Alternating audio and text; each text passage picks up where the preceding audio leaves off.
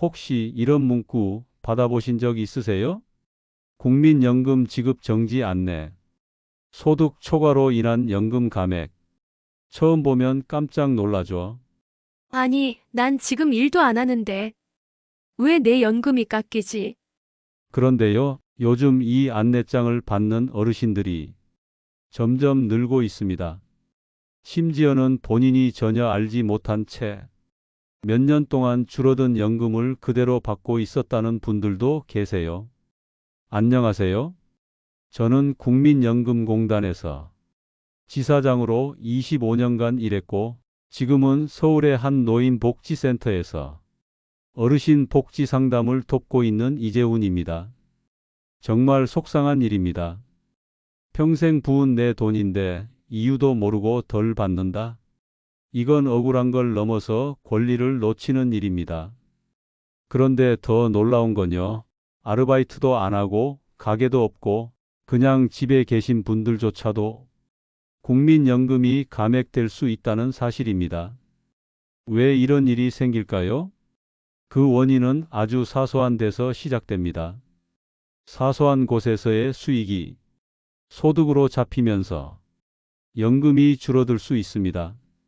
오늘 영상에서 국민연금 금액이 사라지지 않는 방법을 알려드리고 앞으로 이런 스트레스 받지 않도록 해드리겠습니다. 내용이 기대되시면 구독과 좋아요 눌러주세요. 더 좋은 정보를 당신에게 제공하겠습니다. 실제 이야기 하나 들려드릴까? 경기도 수원에 사는 71세 김명환 어르신입니다. 국민연금이랑 기초연금 합쳐 한 달에 70만 원 정도 받으셨어요. 이 정도면 괜찮다 하시며 알뜰하게 사시던 분이죠. 그런데 올해 초 갑자기 연금이 줄어든다는 안내문이 왔습니다. 김 어르신은 깜짝 놀랐죠.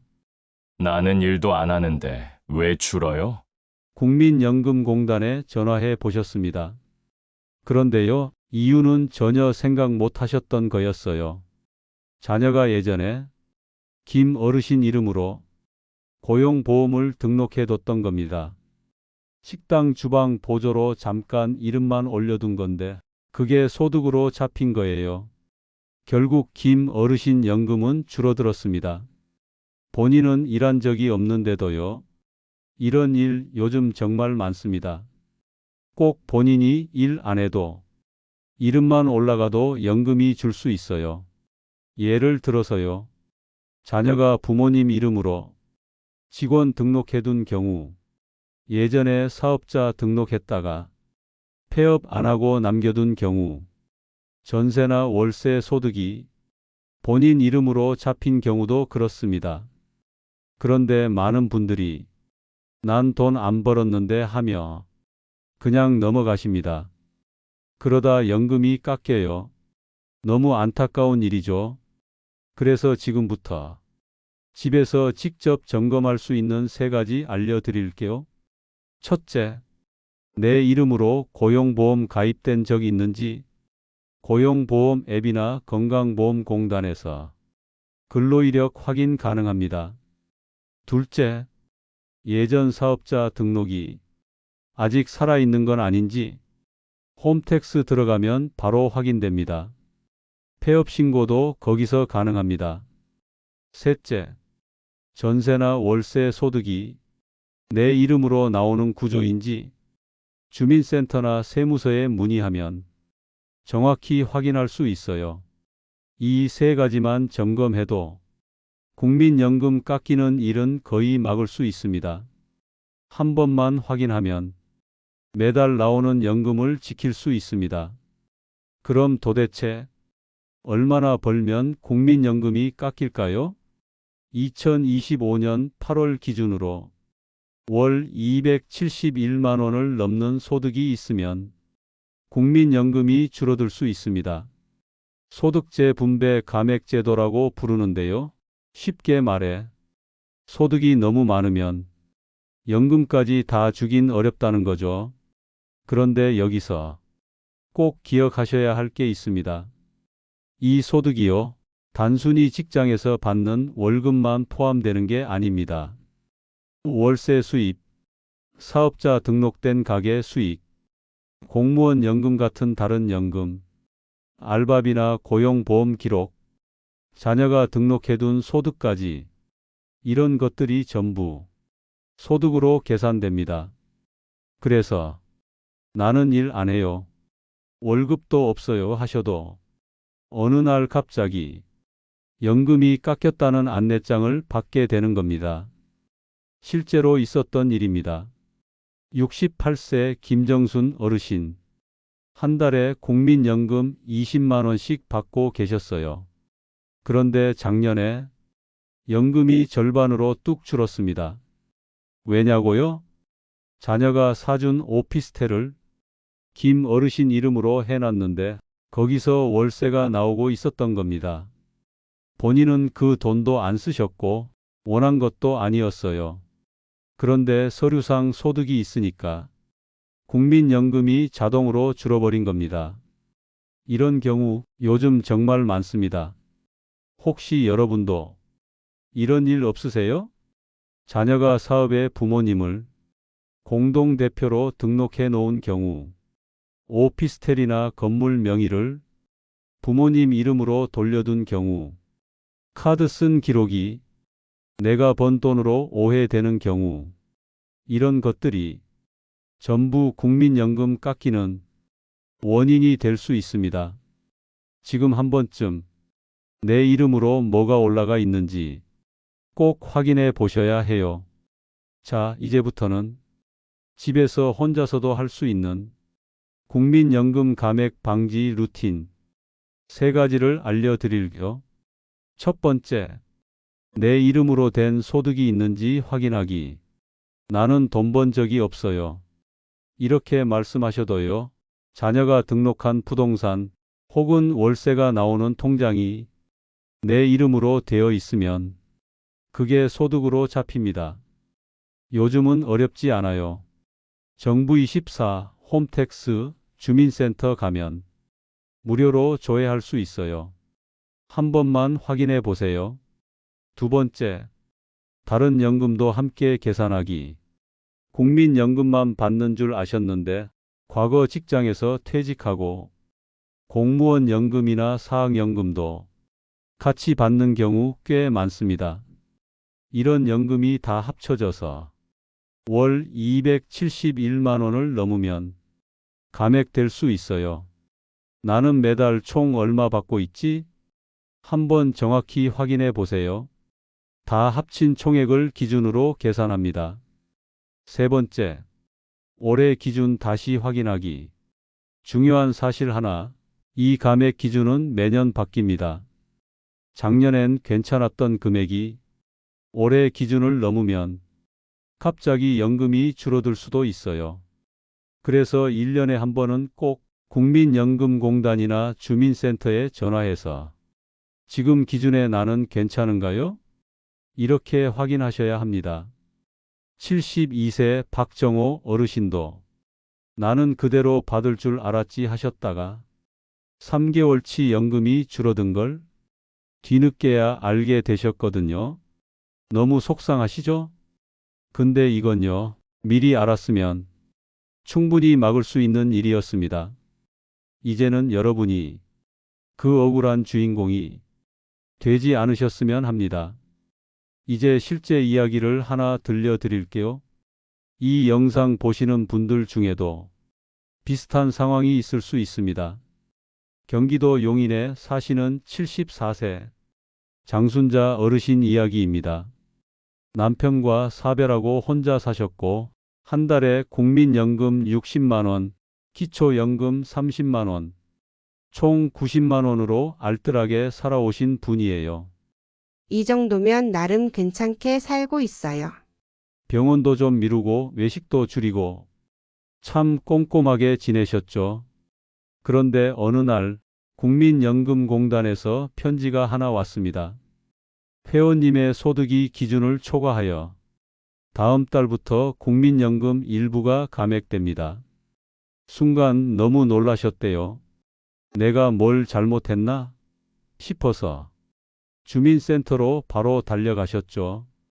알고 보니 몇 년 전에 자녀가 오피스텔 하나를 어머님 명의로 구입해서 임대를 돌렸는데 그게 매달 80만 원씩 임대료가 들어오고 있었던 겁니다. 어르신은 손도 안 대고 자녀가 다 관리했는데도 국민연금은 이걸 어르신의 소득으로 본 거죠. 난 그냥 이름만 빌려준 거지 돈도 안 만지는데. 이런 상황 정말 많습니다. 다행히도 주민센터 공무원이 상황을 듣고 금융소득 명의 변경을 해보시죠라고 조언해줬고 자녀와 상의해서 명의를 자녀 쪽으로 바꿨습니다. 임대계약서, 등기 이전 서류 다 챙겨서 국민연금공단에 재심사 요청을 했고요. 2달 후 감액됐던 연금이 전액 복구됐습니다. 장 어르신 말씀 아직도 기억나요? 그냥 억울하다고 생각하고 가만히 있었으면 계속 깎였을 걸 생각하니까 너무 아찔했어요. 진짜 내가 모르면 내가 다치더라고요. 이 이야기에서 우리가 꼭 기억해야 할 건 2가지입니다. 첫째, 자녀가 사준 집이라도 내 명의로 되어 있으면 내 소득으로 간주된다는 것. 둘째, 억울한 감액이 생겼다면 재심사 신청 꼭 하셔야 한다는 겁니다. 혹시 지금 보시면서 우리도 그런 거 하나 있긴 한데 왜 내 연금이 생각보다 적었지? 이런 생각 드셨다면요. 지금이라도 꼭 확인해 보세요. 늦지 않았습니다. 이번에는 정말 많은 어르신들이 무심코 하시는 실수 3가지를 알려드릴게요. 이 실수들은 국민연금이 깎이는 지름길이 될 수 있습니다. 혹시 나도 해당되는 건 아닌지 하나씩 꼭 체크해 보세요. 첫 번째 실수는 자녀가 대신 내주는 보험료나 대출 상환입니다. 나는 그 돈 만져본 적도 없는데요. 이렇게 말씀하셔도 부모님 명의로 된 보험이나 대출을 자녀가 대신 내주면 그게 소득으로 판단될 수 있습니다. 정부 입장에서는 이분은 누군가의 도움을 계속 받고 있네. 이렇게 보는 거예요. 해결 방법은 간단해요. 자녀가 도와주는 건 괜찮지만 그 돈은 자녀 계좌에서 직접 납부하게 하세요. 혹은 몇 월 며칠 자녀가 일시 지원. 이런 메모 하나만 남겨두셔도 도움이 됩니다. 2번째 실수는 정기적인 용돈 입금입니다. 아들이 매달 30만 원씩 보내줘요. 그걸 왜 문제 삼아요? 이렇게 말하시는 분들 정말 많아요. 그런데 매달 같은 날짜에 같은 금액이 반복해서 들어오면 국민연금에서는 이걸 고정 수입으로 간주합니다. 해결 방법은요. 입금 날짜를 일부러 다르게 하거나 보낼 때 메모에 일회성 지원, 몇 월 생활비 이렇게 적어두면 됩니다. 작은 습관 하나가 소득 판단에 큰 차이를 만들 수 있어요. 3번째 실수는 본인 명의 통장을 자녀가 대신 쓰는 경우입니다. 우리 딸이 제 통장으로 월세 받아서 관리해요. 아들이 제 계좌로 관리비 납부해요. 이런 경우 많습니다. 그런데 명의는 어르신 이름인데 실제로는 자녀가 쓰고 있으면 위장 재산으로 오해받을 수 있어요. 이럴 땐요. 그 통장은 자녀 명의로 바꾸는 게 제일 확실합니다.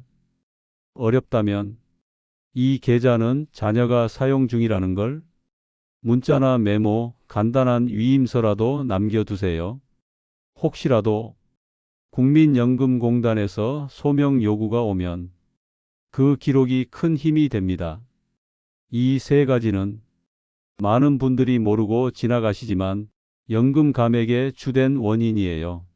우리 집도 그런 거 있는데 싶으시다면 지금이라도 꼭 한번 점검해 보세요. 바로 잡는데 오래 걸리지 않습니다. 지금부터는 집에서 당장 할 수 있는 국민연금 감액 막는 습관 5가지를 알려드릴게요. 돈 들이지 않고도 내 연금을 지킬 수 있습니다. 병원비는 꼭 카드로 결제하세요. 병원에서 진료비나 약값 낼 때 현금으로 내면 기록이 안 남습니다. 그럼 지출이 거의 없는 분으로 판단돼요. 카드로 결제하면 내가 생활비를 쓰고 있다는 게 분명하게 남습니다. 5,000원, 1만 원도 충분한 증거가 됩니다. 매달 용돈 받으신다면 날짜 바꾸거나 메모 남기세요. 같은 날, 같은 금액이 계속 들어오면 AI가 이걸 고정 수입으로 볼 수 있어요. 예를 들어, 이번 달은 15일, 다음 달은 23일. 이렇게 날짜를 바꾸고 입금할 때 3월 생활비, 일시 지원 이런 메모 남기면 됩니다. 현금 인출하셨다면 왜 뽑았는지 메모만 남겨주세요. 30만 원 뽑았다면 손주 졸업 축하금, 여행 경비 이렇게 적어두세요. 수첩에 써도 되고 휴대폰 메모장도 괜찮습니다. 이 돈을 내가 생활비로 썼다. 그걸 증명하는 게 중요합니다. 통장은 하나만 쓰지 마세요. 3, 4개로 나눠서 관리하세요. 한 통장에 돈이 2천만 원 넘게 들어 있으면 이 사람은 자산이 많네? 하고 오해받을 수 있어요. 생활비 통장, 저축용 통장, 비상금 통장 이렇게 나누면 안전합니다. 오래된 입금이라도 출처를 남겨두세요. 몇 년 전에 받은 퇴직금, 보험금, 전세금 같은 거 옛날 돈이에요 라고만 말하면 소용없어요. 그때 받은 문자, 통장 내역 사진 한 장이라도 챙겨두면 됩니다. 그 기록 하나가 이건 내 생활비가 아닙니다를 증명해 줍니다. 다음은 서울 강서구에 사시는 76세 김명자 어르신 이야기입니다. 이 어르신은 20년 넘게 작은 가게를 운영하시다가 은퇴하셨어요. 그동안 열심히 살아오신 덕분에 국민연금으로 매달 45만 원 정도 받으며 조심조심 살고 계셨죠. 그런데 작년 여름 갑자기 집으로 안내문이 하나 도착했습니다. 국민연금 지급액이 조정될 예정입니다. 어르신은 깜짝 놀라셨습니다. 아니 왜요? 나는 일도 안 하는데. 알고 보니 이유는 딱 하나였습니다. 금융재산 기준을 초과했습니다. 어르신은 너무나 억울하셨어요. 그건 내가 평생 장사하면서 아껴서 모은 돈인데. 사실은 이렇습니다. 가게를 정리하면서 받은 목돈, 그걸 한 통장에 넣어 두셨는데 그 금액이 6천만 원 정도 됐어요. 그랬더니 국민연금 시스템에서는 이분은 자산이 많은 분이구나. 그렇게 판단해 버린 겁니다. 실제로는 그 돈을 매달 생활비로 쓰고 계셨는데도요. 그런데 다행히도 동네 주민센터 복지사 분이 이야기를 듣고 이렇게 말씀하셨대요. 금융재산 소명서 한번 써보세요. 어르신은 고민 끝에 자기가 받은 돈의 출처부터 병원비, 약값, 생필품 산 내역까지 다 정리해서 제출하셨어요. 통장 입금 문자, 병원 카드 영수증, 수첩에 적어둔 생활비 메모까지 하나하나 모으셨습니다.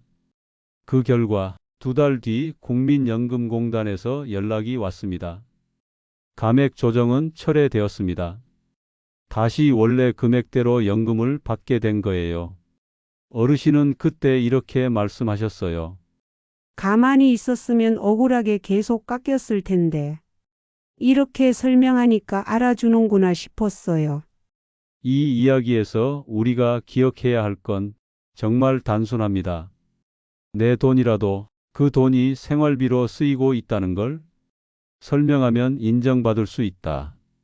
시스템은 기록이 없으면 그저 숫자만 보고 판단합니다. 하지만 우리가 직접 증명하고 이야기하고 기록을 남기면 국가도 그 진심을 봐줍니다. 혹시 지금 이 이야기 내 얘기 같지 않으세요? 절대 포기하지 마세요. 지금이라도 하나하나 기록 남기고 필요하면 소명서 한번 써보세요. 분명히 다시 받으실 수 있습니다. 당신은 그럴 자격이 충분한 분이니까요. 자, 이제 정말 중요한 이야기를 드릴게요. 바로 금융재산 소명서입니다. 혹시 지금 연금이 깎였거나 앞으로 깎일까 걱정되신다면 이 서류는 꼭 기억하셔야 합니다. 이게 뭐냐고요?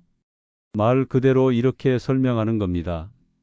제 돈이 맞지만 그건 생활비로 쓰고 있는 돈입니다. 또는 이 돈은 자녀가 잠깐 맡겨둔 거고 실제로는 제 소득이 아닙니다. 우리가 말로 하면 그냥 지나치기 쉽지만 서류로 적으면 국민연금공단이나 주민센터도 그 상황을 다르게 봅니다. 실제로요, 이 소명서 하나로 연금이 다시 원래대로 돌아온 분들 정말 많습니다. 그럼 이걸 어떻게 쓰느냐? 생각보다 어렵지 않습니다. 먼저 돈이 어디서 생긴 건지 적으세요. 예를 들어 2022년 8월 가계 폐업 후 정상금 3,200만 원. 그 다음 그 돈을 어디에 썼는지 적습니다. 예를 들어 2023년 1월에서 6월 병원비, 생활비, 손주 용돈으로 사용. 여기에 문자 한 장, 카드 영수증 한 장, 계좌 이체 내역 하나라도 첨부해 보세요. 이 작은 자료들이 나를 지켜주는 강력한 증거가 됩니다. 그리고 가장 중요한 팁 하나 드릴게요. 금액이 크지 않아도 괜찮습니다. 짧은 메모 한 줄이면 충분해요. 예를 들어 6월 10일 손주 생일 선물 5만 원, 7월 3일 병원 진료비 12만 원. 이렇게 적힌 기록은 이 돈이 단순히 쌓아둔 재산이 아니라 실제 생활에 쓰이고 있다는 걸 보여줍니다. 그리고요, 이 소명서는 아무나 못 쓰는 게 아닙니다. 누구나 쓸 수 있는 서류예요. 주민센터나 국민연금공단에 가셔서 제가 금융재산 소명서 작성해도 될까요? 딱 이 한마디만 하셔도 됩니다. 처음엔 낯설 수 있지만 막상 꺼내보면 담당자분들이 정말 친절하게 도와주세요. 이건 부탁이 아니라 당신의 권리입니다. 꼭 한번 해보세요. 그 작은 용기가 당신의 연금을 지켜줄 수 있습니다. 혹시 이런 생각 해보신 적 있으세요? 이미 연금 깎였는데 그냥 포기하자. 복잡한 서류는 자신 없어. 자식한테 민폐일까봐 그냥 조용히 살자. 그 마음 정말 이해합니다. 하지만요, 포기하면 끝이에요. 아무도 다시 찾아서 챙겨주지 않습니다. 실제로 연금 깎이는 가장 흔한 이유, 딱 세 가지입니다. 소명서 안 내고 그냥 두는 것, 자녀 계좌로 돈 돌리는 것, 현금만 쓰고 지출 기록 안 남기는 것. 이건 몰라서 벌어지는 일입니다. 국민연금은 권리입니다. 우리가 일하고 애쓰고 낸 돈이에요. 지금 당장 할 수 있는 거 딱 하나, 통장 메모 하나만 남겨도 내 연금 지킬 수 있습니다. 오늘 이 영상이 도움이 되셨다면 구독과 좋아요 꼭 눌러주세요. 그리고 주변 분에게도 꼭 공유해 주세요. 그 한 번의 행동이 누군가에겐 억울함을 막아주는 힘이 됩니다. 감사합니다.